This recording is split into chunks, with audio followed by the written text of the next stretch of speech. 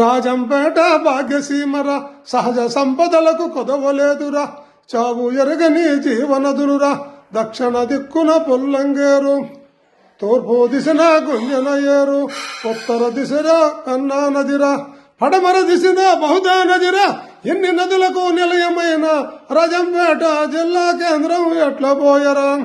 అంగట్లోన అన్నీ ఉన్న అల్లుని నోట్లో శని ఉన్నట్లు, సహజ సంపదలు కల్ల రాజ్యంపేట జిల్లా కేంద్రం ఎట్లా పోయరా.